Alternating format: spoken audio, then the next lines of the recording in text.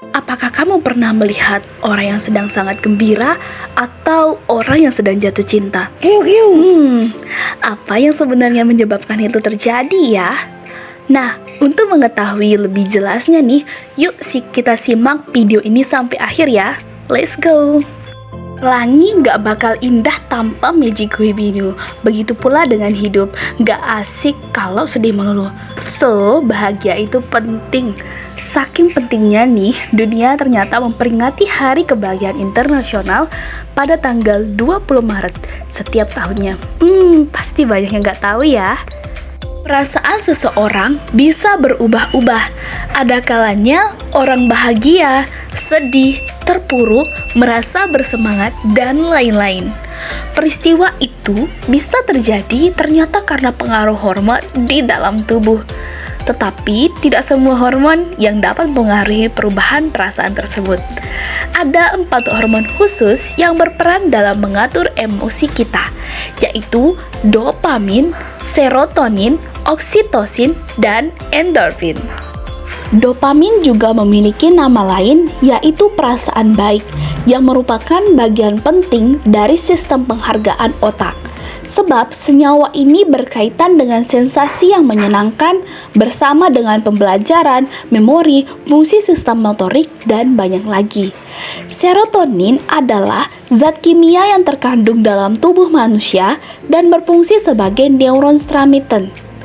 Serotonin ini juga memiliki peran penting dalam mengatur suasana hati, tidur, nafsu makan, dan berbagai fungsi lain dalam sistem saraf. Oksitosin memiliki nama lain hormon cinta, sebab oksitosin sangat penting untuk persalinan, menyusui, dan ikatan orang tua anak yang kuat. Hormon ini dapat membantu meningkatkan kepercayaan, empati, dan ikatan dalam hubungan. Terakhir ada endorfin. Endorfin adalah hormon tubuh yang berfungsi sebagai pereda nyeri. Tubuh memproduksinya sebagai respon terhadap stres atau ketidaknyamanan yang dirasakan di dalam tubuh. Kekurangan hormon kebahagiaan ini dapat menimbulkan berbagai kondisi pada tubuh, terutama terkait dengan perubahan mood seseorang. Tidak hanya itu ya, ketika perubahan mood terjadi, otomatis itu akan mempengaruhi kesehatan seseorang, apalagi saat sedang stres. Kekurangan dopamin dapat menyebabkan seseorang merasa kurang bersemangat, sulit fokus, dan berkonsentrasi, bahkan sampai kehilangan motivasi. Kekurangan serotonin dapat memicu gangguan tidur seperti insomnia atau justru terlalu banyak tidur. Kekurangan oksitosin dapat menyebabkan depresi dan kurangnya produksi ASI pada wanita. Kekurangan endorfin dapat menyebabkan gangguan kepribadian, terutama dalam regulasi suasana perasaan dan mood. Kekurangan endorfin diketahui berhubungan dengan beberapa kelainan seperti depresi, ambang rangsang yang rendah terhadap rangsang nyeri, dan sensasi nyeri kronis yang tidak jelas penyebabnya. Untuk mengatasi kekurangan hormon ini, ada beberapa hal yang bisa dilakukan dan tentunya sangat mudah. Yang pertama yaitu rutin berolahraga, kemudian yang kedua ada melakukan hobi yang disenangi, kemudian yang ketiga bisa dengan mendengarkan musik, kemudian yang keempat memakan makanan yang bergizi, dan yang terakhir atau yang kelima yaitu berusaha berpikir positif. Ternyata nih teman-teman, selain kekurangan hormon-hormon ini yang bisa mempengaruhi emosi kita, ternyata kelebihan hormon ini juga dapat berdampak buruk juga loh bagi tubuh. Apa saja ya? Yang pertama ada kelebihan hormon dopamin. Kelebihan hormon dopamin dapat menimbulkan efek negatif seperti kecemasan, susah tidur, mania, stres, dan energi berlebih. Intinya kayak terlalu bersemangat deh.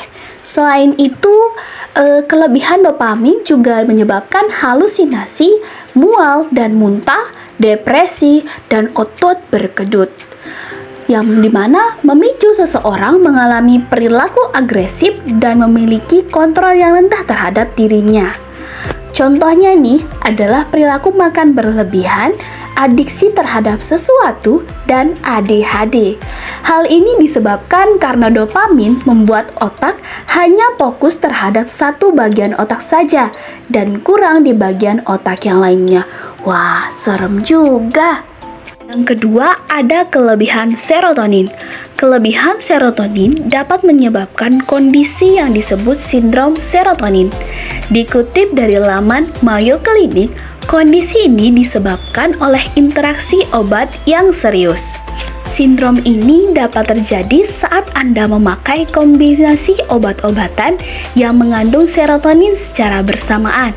Misalnya nih, obat antidepresan dan obat opioid untuk meredakan suatu nyeri. Gejala umumnya muncul beberapa jam setelah mengkonsumsi obat. Apabila telah memasuki tingkatan yang lebih parah, kondisi ini ditandai dengan demam tinggi, kejang, detak jantung tidak beraturan, hingga penurunan kesadaran. Yang ketiga, ada kelebihan hormon oksitosin.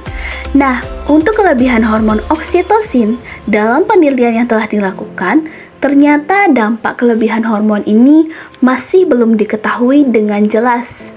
Tapi ada beberapa sumber yang mengatakan bahwa ini berhubungan dengan hiperplasia prostat jinak yang mengakibatkan sulit buang air kecil. Akan tetapi, hal ini masih perlu penelitian lebih lanjut lagi. Yang keempat dan yang terakhir ada kelebihan hormon endorfin. Endorfin dapat menghasilkan perasaan euforia yang sangat mirip dengan yang dihasilkan oleh opioid lainnya. Namun, apabila kadarnya terlalu banyak, maka dalam waktu yang lama dapat menyebabkan seseorang selalu merasa tersudutkan atau terancam dan dapat memicu refleks cemas dan ketakutan untuk setiap hal kecil. Hal ini terjadi karena tubuh yang dibanjiri endorfin akan secara alami mengasumsikan bahwa akan datang sesuatu yang menyakitkan. Pada autisme, diduga terjadi kekurangan enzim yang memetabolisme endorfin, sehingga terdapat salah satu teori yang menyatakan bahwa individu autis terjadi karena memiliki terlalu banyak beta endorfin dalam sistem saraf pusat mereka. Kelebihan endorfin juga diduga berperan dalam gangguan depersonalisasi, yang hal ini terlihat dari adanya perbaikan terhadap pasien gangguan depersonalisasi setelah mendapatkan pengobatan dengan antidotum opiat naloxone ataupun naltrexone. Jadi, kita sudah mempelajari bahwa perubahan mood itu ternyata bisa dipengaruhi oleh hormon-hormon tertentu yang diproduksi oleh otak kita loh. Sehingga nih penting banget bagi kita untuk menjaga kadar hormon agar tetap normal. Karena seperti pembahasan kita, ternyata kelebihan ataupun kekurangan hormon-hormon tersebut dapat berdampak buruk bagi tubuh kita, terutama pada otak kita. Seperti yang kita tahu nih, kalau segala sesuatu yang berlebihan itu gak baik, terus sesuatu yang terlalu kurang itu bakal bikin kita sengsara. Jadi lebih baik yang sederhana aja dan normal deh, yang penting cukup buat kita. Sekian video ini, see you in the next video.